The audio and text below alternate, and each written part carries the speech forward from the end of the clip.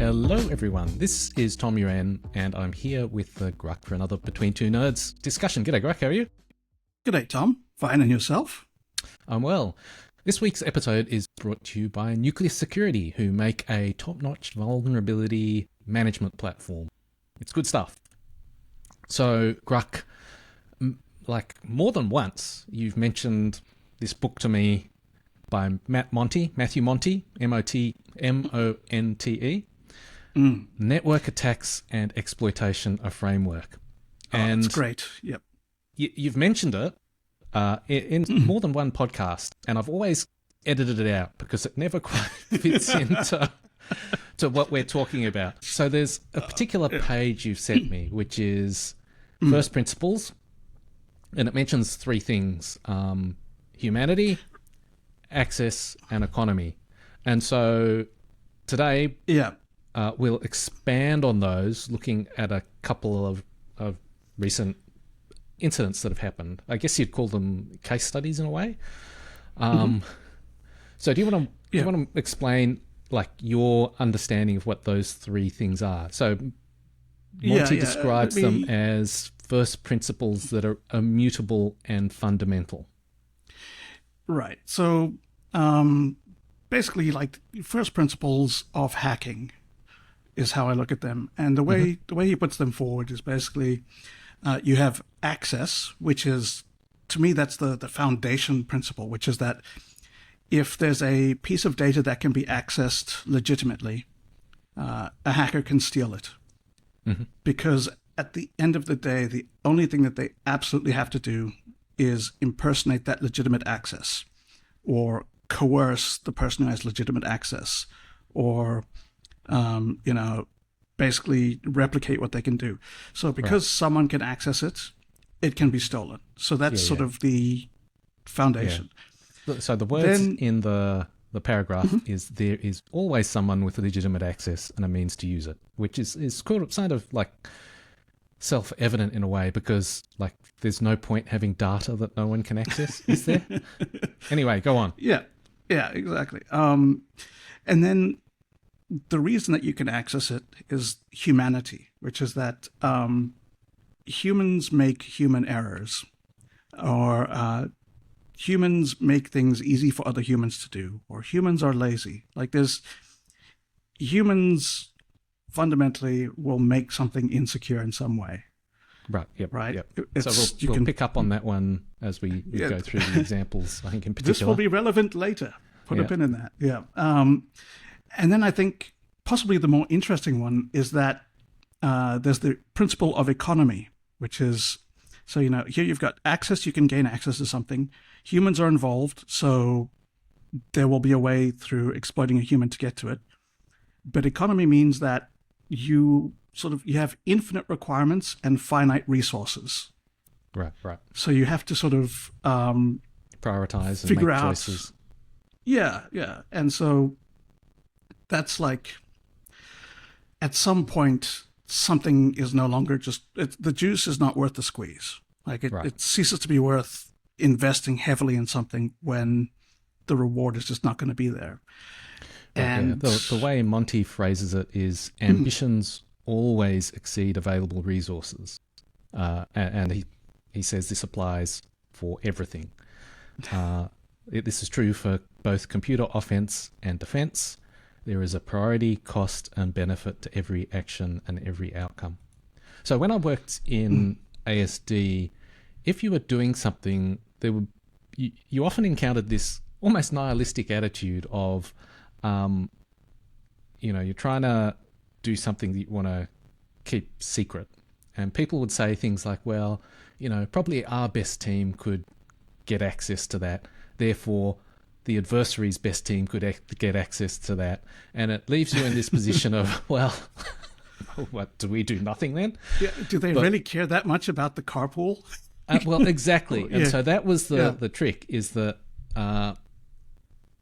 adversary intelligence agencies can seem all-powerful, but the trick is that they've actually got an infinite number of things that they want to do. And like, how much do they really care about whatever it is that you're doing?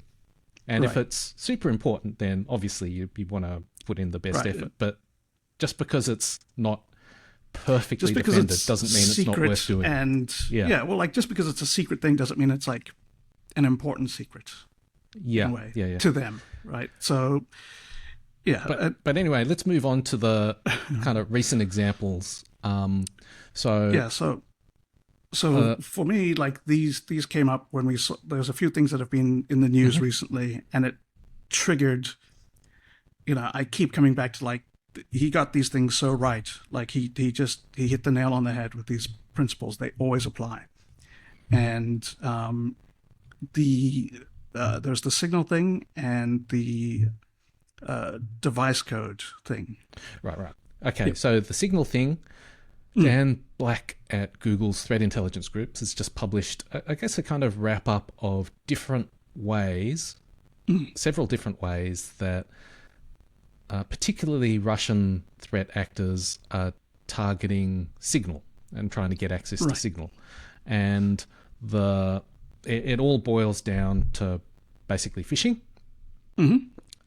Except they lie to people and make them do things. That's pretty much. But it's sophisticated in how they go about doing it, the trappings that they use. But yeah. So that's like at the top level. That's the example. One of the, and we sort of spoke about this peripherally a few weeks ago when we spoke about Paragon. Which was spyware that allegedly, according to a random tweet that we talked about, had a method of secretly, my understanding was secretly cloning a device without the original owner knowing, so that any messages sent to it would go to a separate attacker-controlled device. Right. So it basically stolen, allegedly. Or according to an anonymous tweet, the technical details. So it stole the authentication token via an exploit that didn't require user interaction. So there was there's an exploit angle to it, but the end result was then you had a device that was linked to the account that could get all the messages. That was the goal. And different to that in that it's convincing people to basically link devices without knowing.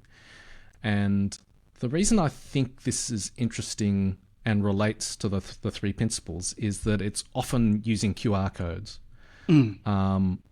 And because of the way Signal is like typically on a phone, it's just not very practical. Like QR codes are a very, very practical way to transmit basically links, I guess share links, right? That can be extremely, extremely painful to type in on your phone.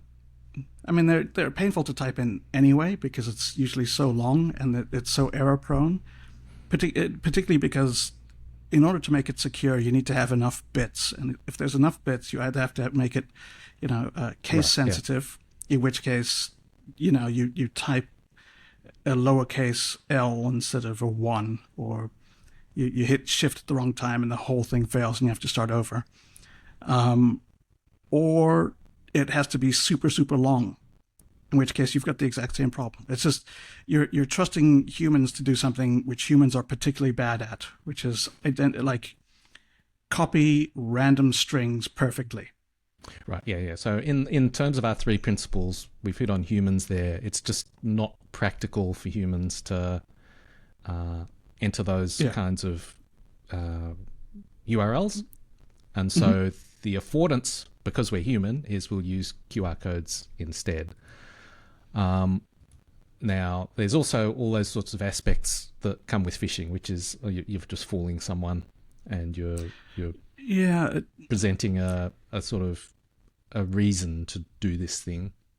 Yeah, so I know I'm dismissive when I say it's just lying to people, but I honestly think that the the tradecraft that goes into lying effectively is actually very, very interesting. So much of human is about sort of creating these scenarios where things that are unusual become very plausible and normal. Right. So if someone says to you, scan this QR code with Signal, you're going to say no. Right? That's just not a thing you would do. So crafting a scenario where that seems like not only plausible, but sort of just natural, like that's obviously what you should do in order to continue this thing this narrative that you're now involved in. So I think that there's a lot of work that goes into making those good. And while I make fun of it a little bit, but I seriously respect like the amount of effort that goes into making effective phishing campaigns. Right. Yep. So, like it says here, in remote phishing operations observed to date, malicious QR codes have frequently been masked as legitimate Signal resources such as group invites, security alerts, or a legitimate device pairing instruction from the Signal website. So, it's taking advantage of basically Signal features, and you're just wrapping them up in a deceptive right. Communication. You're or whatever. spoofing it in a way, or you're abusing the inherent legitimacy of someone else's process, like someone else's. It's a legitimate Signal feature you're taking advantage of as well. Right. So there's access. I guess in this case it's fairly straightforward. If you've got access, like you're inadvertently, if you're phished, giving it away to someone else. Now, how does economy apply in this case? Okay, so here's the thing I think is interesting is Signal, like it's obviously been on the radar for a long time, but it became a very, very high priority in 2022, right? 3 years ago. For the Russians? So for the Russians, sorry. Yeah, so this has been a top priority for 3 years, and all they can do until now is these phishing attacks, and these are a fairly recent development as well. So it seems to me like they've invested a lot, and in the end they fall back on just nicely asking someone to do it for them and hoping it works. Yep. Yeah, and like there's costs involved in that, but it's obviously a lot cheaper than developing the vuln-dev process, developing an exploit and finding that stuff, which I think we could probably safely say they have not been able to do if this is what they're deploying. Although, yeah, I was wondering, can we say that? Because in a way, as soon as I said it, I was like, no, that doesn't mean it. It means that when they're going after like Joe Schmo, the second lieutenant who just got promoted, they're not going to be using their magic. Right. Yep. Right. Yeah, I think that's a safer thing to say. so it means you and I are more likely to get phished than magically hacked. It's actually a good thing if they target you with this. It means that you're so low priority that they're giving you like the El Cheapo, right? Yes, the store brand version of attack. Right. Yeah. Now, to be fair, it's not all just phishing. Sometimes, if I'm reading this right, they modify group invites that are altered legitimate group invite pages for delivery in phishing campaigns. So there's a legitimate page, it's been modified, and so I guess it's a variation. It's not I feel like, but it's still phishing is such a bad term because it has so much baggage, and it can get used in so many different ways. Because on the one hand, when we talk about phishing, we mean specifically an email that gets you to enter your credentials into a website, which then gets stolen. But I think about phishing more as the process of social engineering, manipulating someone into doing something. So it's like, I don't think it's a good term, and I don't like that we don't have another one. But so for purposes of this discussion, phishing is going to mean, now I'm going to define my terms. So for this, when I'm speaking about phishing, I'm speaking about the process of manipulating someone into doing something. So you could say it's lying, but it's not simply, I don't just mean getting someone to log into something so you can steal their credentials. I mean anything in which you pretext and arrange for someone to do something that's beneficial to you. Right. Yeah. Right. Without them necessarily knowing about it. Right. Through online communications of some sort. Like, I feel that that's important. Like, basically, phishing doesn't go away, right? Like, there's the, when I tweeted out, give a man an O day and he'll have access for a day. Teach a man to fish and he'll have access for life. Right. Yeah. It's, phishing, I think, adheres closer to those principles of humanity and access than vulndev does. Than exploits do. And because of that, while exploits are ephemeral in a way, like there'll always be a technical means of achieving this thing. The human means of doing it is just always going to exist no matter what, as long as there's people involved. And so I think that while we can come away from this discussion saying like, yeah, Signal, shouldn't have done this or whatever, there's no way around it. Well, I don't even think that is possible, right? Because like what's the alternative, right? So the Signal in, I guess, Signal, if you go, I think it's Signal, settings, link devices, it'll show link devices. So these types of hacks, I guess, would show up as a link device. And so maybe they could make link devices like a feature of the top UI, number of link devices or something. I don't know. And then, but there's things of like, people want to link devices. That's a thing that... Right. And you have to make it easy, otherwise they won't do it, and then they won't use your software, and that's even worse. Yeah. Right.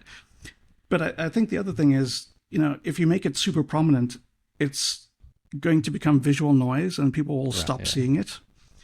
And if you make it an alert that shows up, then either you make it very sensitive, like Apple has done, right? So if you have a laptop that's turned off for like a few months and then you reconnect it, you suddenly get an alert saying, a new account has been added to your thing.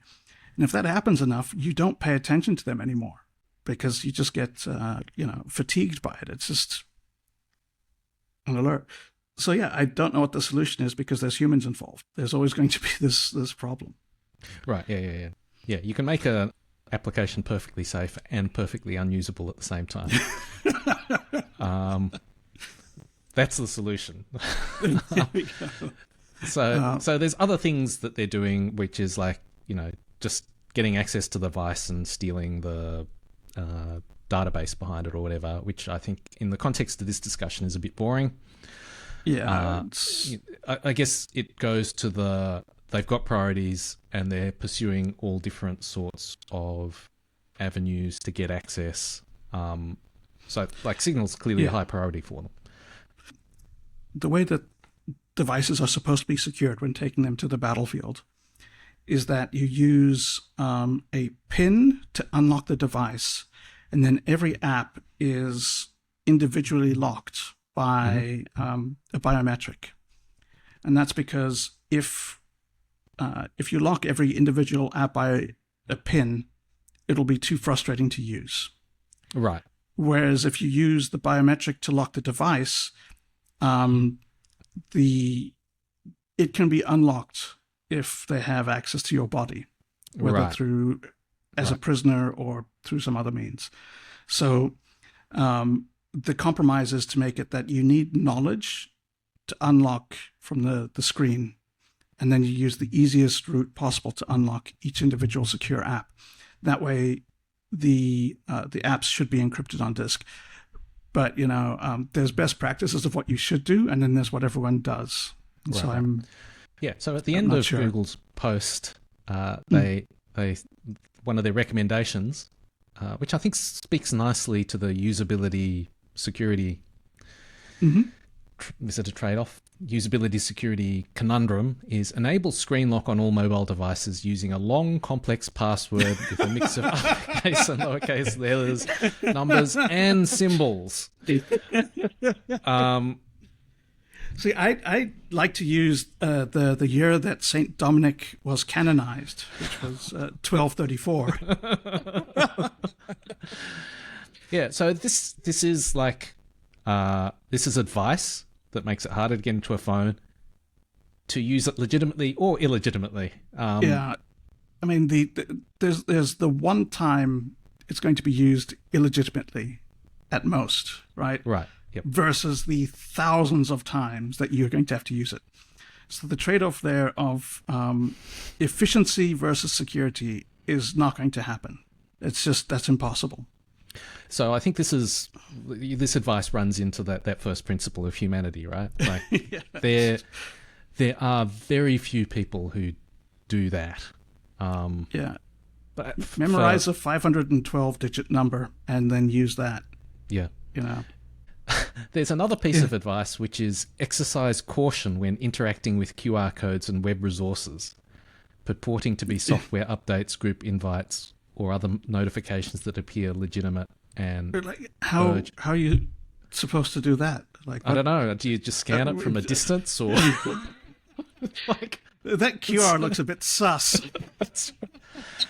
Now, my understanding is that there are apps that will like show you what the QR code actually points to, right? Right. But I think the problem is then you're like, well, okay, I'm now looking at a link rather than a QR code. Yeah, like, and if you're trusting people to notice that a URL is fishy, then yeah, that's... And they have a list of IOCs, which are like signalgroup.site, for example. And it's like, oh yeah, that seems fair enough. That looks, I mean, that looks good enough. Right? Yeah, I think all you're doing at that point, honestly, is just you're translating from a QR code phishing attack to a regular phishing attack without...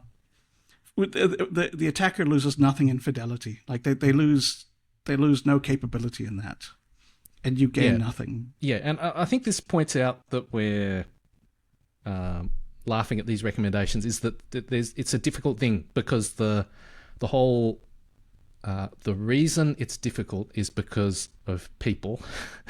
Like there are affordances that must exist because there are people using Signal. And you just can't get rid of them. Like it's kind of not practical to get rid of them. And so, yeah, that's where we're stuck. Yep. Now, let's move on to the second example, which is device code authentication. And Patrick and Adam spoke about it last week, and I wrote about it. And the potted summary is that there's a legitimate OAuth method to authenticate what's called an input constrained device, something like a printer or a smart TV, which doesn't have necessarily a keyboard or a good input method. And it basically links a device to an account. The device will pop up a code, and by entering that code, you link it to your device, to your account. And so the Russians have also been using this as a way to get access to Microsoft accounts. So they have a device, they generate a code, they give it to someone they want to phish, and they're giving the code to that person. That person then takes that code and authenticates. And so it's different from traditional phishing. It's like, oh, they've given me this. What implications could it have for my account? Right. And so apparently that's super effective, but like, again, we'll step through the kind of different principles. I think. So what leaps out to you about this one? It's all three, really. It's, look, access. So someone has an account, you want access to that account. All you need to do is impersonate that someone, right? Like it's pretty straightforward. And then you do that by linking a device to their account. And there's a super easy way to do that. You just get them to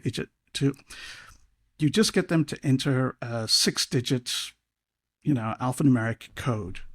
And all you need to do is find a way to convince them that this is a thing that they're doing for their own benefit. Yeah, I think the examples I've seen are, you construct a reason to have a meeting.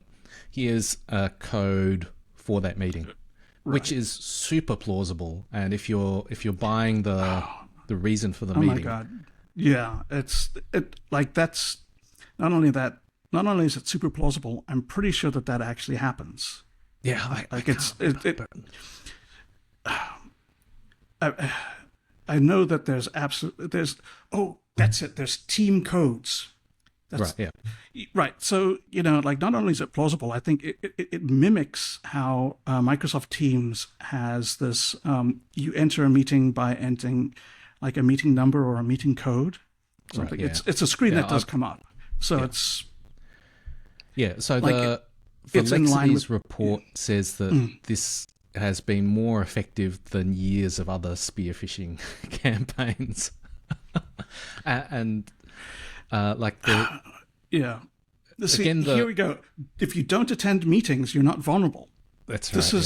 That's the solution right there. Well, again, that falls foul of the humanity type thing, right? Humans are destined to attend meetings. But also, because of the... Death, taxes, and meetings. Right. Now, if we think of a printer, most printers, it does seem plausible that you could,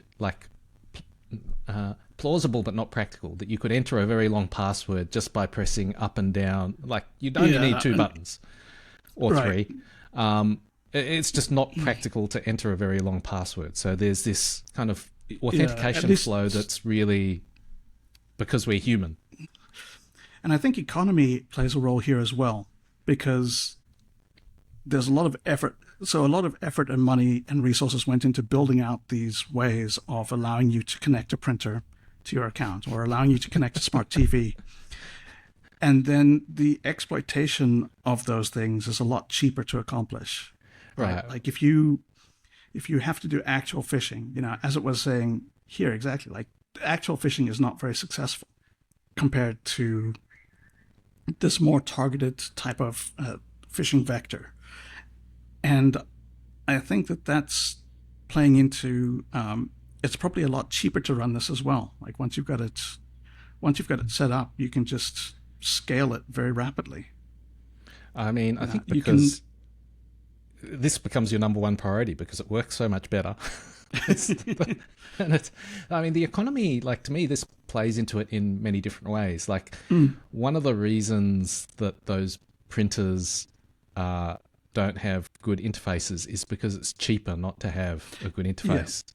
And so everyone's buttons trying are to super expensive. That's why there's a trend for a long time of just having touch inputs. Right. Yeah. That's because it's a lot cheaper. I was speaking to a manufacturer long ago, and they were stripping buttons off everything because it saved them however many cents per unit per whatever. Yeah. And it just adds up so quick. Yeah. So terrible. Your printer bursts into flame and traps you inside.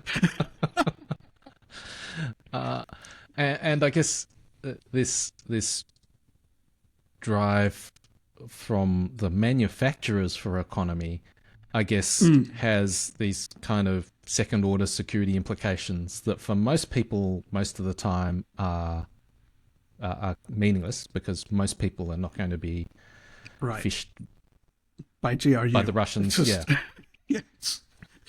So it's totally logical and understandable, but at the same time, that's the consequence. If you're a target for the GRU, you're not most people. Yeah, that's right. And that's the trade-off. If you're a target for the GRU, then you need to buy the printer that has the keyboard that allows you to type in the long password. I mean, if you're a target for the GRU, it doesn't matter what printer you have. It matters what printer the GRU's pretending to be. So you can still buy a cheap printer. That's the good news. That's the takeaway. It's So we've looked at two case studies, which I think are very similar in that there's these affordances that are made because people are people. They actually have these security implications that get picked up on because they're very effective as sort of phishing or targeted vectors to get access to particular people's accounts. What's your gut feeling? These kinds of attacks are going to be more or less common in the future? So, more. I think absolutely. This is, like, what I think is fascinating about this is it's very much that, exploits will come and go. Vulndev will rise and it will fall. We will add whatever sort of defenses and security mechanisms and all that. But at the end of the day, you're still going to have access and you're going to have humanity, and it doesn't matter.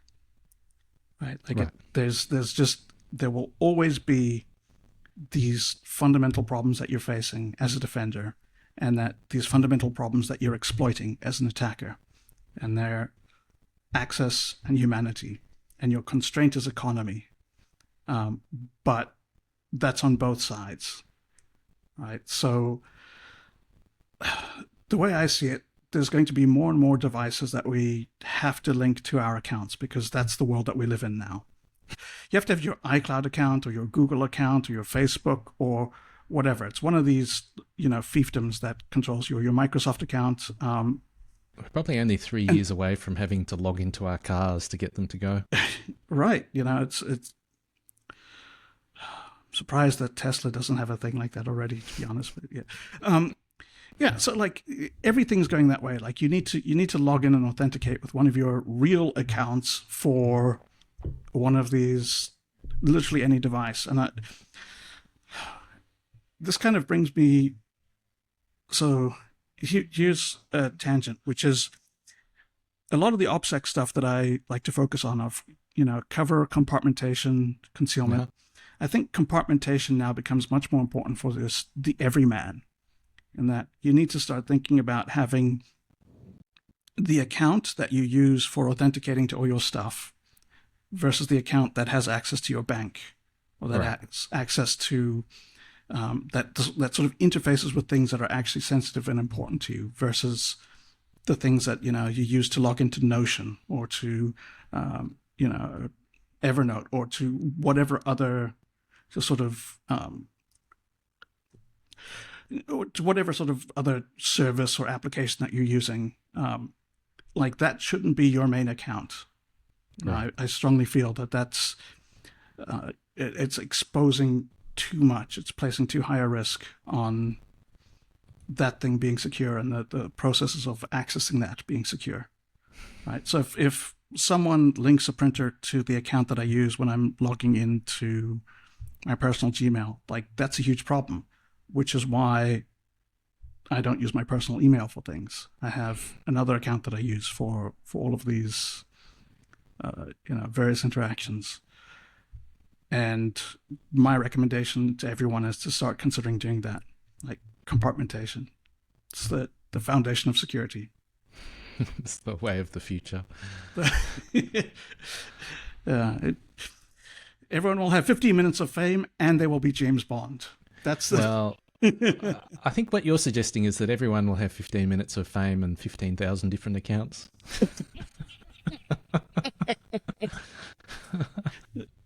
Thanks a lot, Tom. Thanks, Grugq.